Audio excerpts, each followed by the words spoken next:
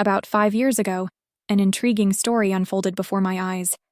Allow me to introduce you to a dear friend of mine named Robert. Now let me unravel the events that have transpired in Robert's life. It all began when I stumbled upon his restaurant, conveniently nestled next to my workplace.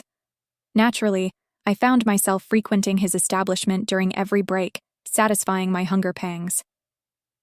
From the moment I met Robert, I could sense his amiable nature and his exceptional skills in customer service. Not only that, but he possessed an admirable work ethic and a knack for frugality. It was this very thriftiness that enabled Robert to bring his dream of owning a restaurant to life. Interestingly, Robert once confided in me that he was an only child who had immigrated here after the passing of his elderly parents 5 years prior. As time went on, our bond grew stronger, and fate intervened when Robert found love in a girl residing in my residential area. Their union was destined, and soon enough, Robert and his beloved tied the knot. In a delightful turn of events, Robert decided to move to the same housing area as me, further solidifying our friendship. With marriage came prosperity, and Robert's business flourished. Perhaps it was the combined fortune of both Robert and his wife that contributed to their success. Now, let's return to the heart of the story. On one of my routine visits to Robert's restaurant, I couldn't help but notice the presence of an elderly man, clad in tattered garments and emanating a pungent odor, lurking around the premises. If my memory serves me right, this old man began frequenting Robert's establishment approximately 3 months ago. His appearance was disheveled, reminiscent of a beggar. There were instances when I caught a glimpse of him discreetly devouring the rice that Robert had kindly offered him, hidden away at the back of the shop. When I first laid eyes on the old man in Robert's shop, I couldn't help but ask him, "Who is that?" Robert, with a lazy demeanor, replied, "Just a beggar who comes here to eat rice," after taking my water order. As time went on, and I got to know some of our mutual friends, I discovered that Robert would often provide food for the old beggar.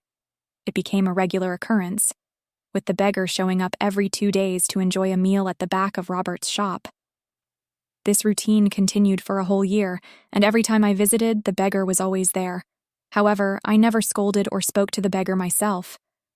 Sometimes, when I returned home late from work, I would spot the beggar seeking shelter or even sleeping in front of Robert's restaurant.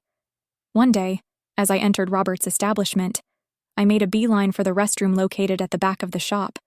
On my way, I caught a glimpse of Robert and the beggar huddled near the back door. I discreetly observed their interaction, making sure Robert didn't notice me.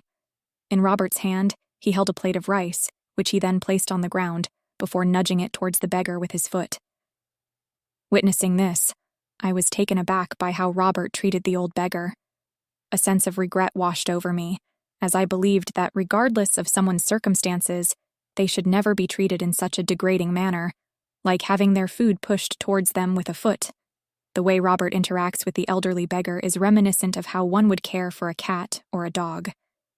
It came as a surprise to me, as I had always known Robert to be respectful towards older individuals. Initially, I had the urge to confront Robert about his behavior, but I decided against it. I couldn't help but wonder if Robert was feeling ashamed or disheartened by his actions. It's important to note that both I and our mutual friends used to commend him for his friendly and compassionate nature. However, I chose to keep what I had witnessed to myself, not sharing it with anyone. The following day, despite the mistreatment, the beggar returned to Robert's restaurant. I speculated that perhaps the beggar had nowhere else to seek refuge. To cut a long story short, 5 months later, I paid a visit to Robert's eatery. It had been nearly 2 weeks since my last visit due to work commitments outside the vicinity. Upon my arrival, I immediately noticed that Robert was absent from his usual spot, and his wife was nowhere to be seen. Curiosity piqued, I approached one of his employees and inquired about Robert's whereabouts. "Boss, Robert fell ill and has been in the hospital for a week," according to one of his workers. Concerned, I immediately contacted the hospital to inquire about his condition, and hurriedly made my way there in the evening. To my dismay, Robert was still confined to the ward. His wife informed me that the doctors had confirmed an infection in vital organs, such as his liver and heart, but they were unsure of the specific disease. After nearly 3 weeks of hospitalization, Robert was finally allowed to return home, although his condition remained critical. The doctors were perplexed by the mysterious illness that had befallen him. It wasn't until a week later, on a Sunday morning, that I had the opportunity to visit Robert at his house. Upon arrival, I noticed a crowd of people who had come to see him, including some of our mutual friends. Their comments about his deteriorating state were disheartening, describing him as if he were on the brink of death. I hurried inside, only to witness the drastic changes in Robert's appearance. Once a robust figure, he had now become emaciated, with visible bones and a pale, almost blackish complexion.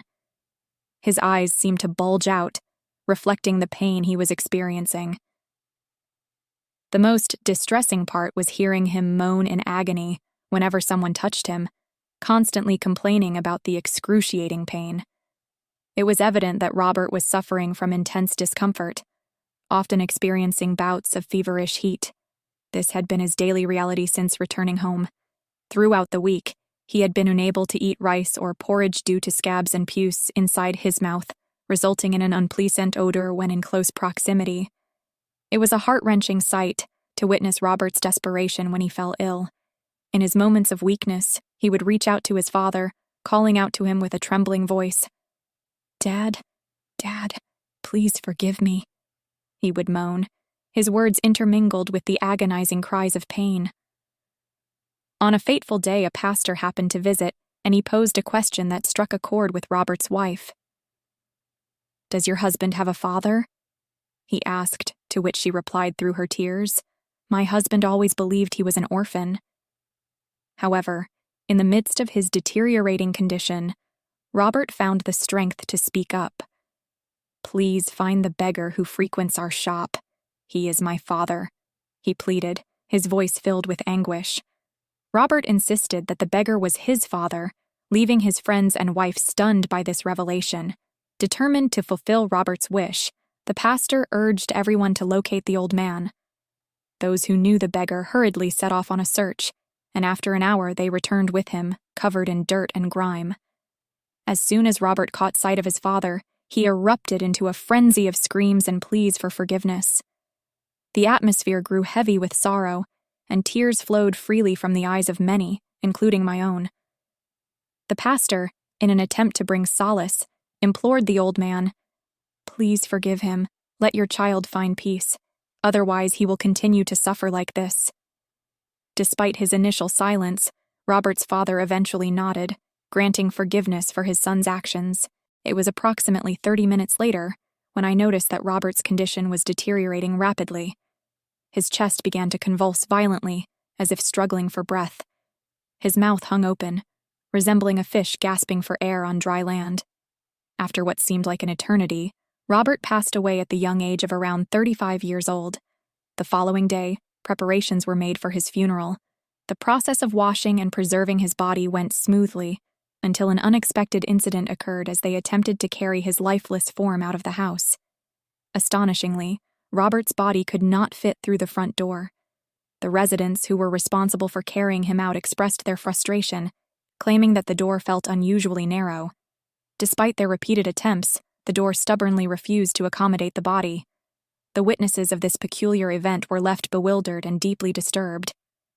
"We need fewer people. 4 bearers should suffice.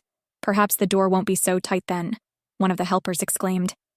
They speculated that the sheer number of people carrying Robert's body might have been the cause of the door's resistance. 4 individuals once again hoisted Robert's lifeless body, but to everyone's surprise, they still struggled to extract it from his dwelling. Despite their attempts to maneuver his body headfirst, their efforts proved futile, and nearly 30 minutes had elapsed with no success. It was then that the pastor proposed an unconventional solution: to lift Robert's body through the roof using a crane. The onlookers promptly rallied together to dismantle the roof of his house, and after approximately 2 hours, a crane arrived at the scene. A crowd gathered, eagerly anticipating the sight of Robert's body being fastened to the crane and gently lifted through the aperture in the roof. Nearly an hour later, The arduous process of removing Robert's body was successfully completed. I couldn't help but feel a sense of relief as I witnessed this extraordinary event. It was the first time in my life that I had ever seen a body being extracted from a house through the roof using a crane. With that hurdle overcome, the burial proceedings for Robert's body proceeded smoothly, and by evening, everything had been concluded. That evening, I made an attempt to engage in a heartfelt conversation with Robert's father. Curiosity got the best of me, and I couldn't help but ask, "Is it true that you have forgiven Robert?" The elderly man's gaze shifted downwards, and tears began to well up in his eyes. Swiftly, he wiped away the tears streaming down his weathered cheeks. With a heavy sigh, he responded, "I apologize, but my forgiveness is merely superficial. Deep down in my heart, it remains a challenge to truly forgive him. He has caused me immense pain." I conveyed to the old man that Robert deeply regrets his behavior, and the fact that he refuses to acknowledge him as his father. In fact, Robert is willing to humble himself and ask for financial support if needed. Despite Robert's comfortable life, abundant wealth, and amiable nature towards others, he displays an astonishing stinginess when it comes to his own biological father. Robert treasures his possessions above all else. He has never spared a single penny for his own uncle. He seems content watching his uncle suffer and beg for help. All this time, Robert has adamantly denied his paternity. The old man lamented to me. As I listened to his heart-wrenching tale, a sense of disbelief washed over me. I couldn't fathom that the Robert I knew so well could treat his own father in such a callous manner. Robert was willing to subject his father, who had stood by him and defended him until he became a successful individual, to such destitution. But why? I couldn't help but wonder if the mysterious circumstances surrounding Robert's inability to leave his house through its very own door had something to do with his sinful actions towards his father.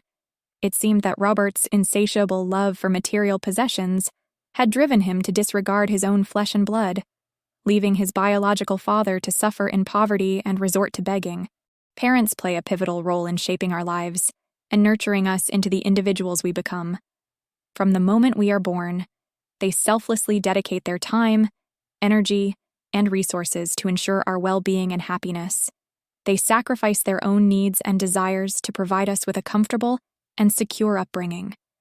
As we grow older, it becomes our responsibility to reciprocate their love and care. Showing utmost respect towards our parents is not only a moral obligation, but also a reflection of our gratitude for the countless sacrifices they have made for us. Their unwavering support, guidance, and unconditional love have been instrumental in our personal growth and success. Ultimately, showing utmost respect towards our parents and treating them well during their old age is a testament to our character and values. It is a reflection of our gratitude for their selfless love and sacrifices. By honoring and cherishing our parents, we not only fulfill our moral obligations, but also create a harmonious and loving family environment that sets an example for future generations. We appreciate your viewership and hope you enjoyed today's video. To stay updated with similar content, we encourage you to subscribe and activate the notification bell. If you have any personal experiences related to the video, we would love to hear from you. Join us on this thrilling journey as we delve into the world of horror stories.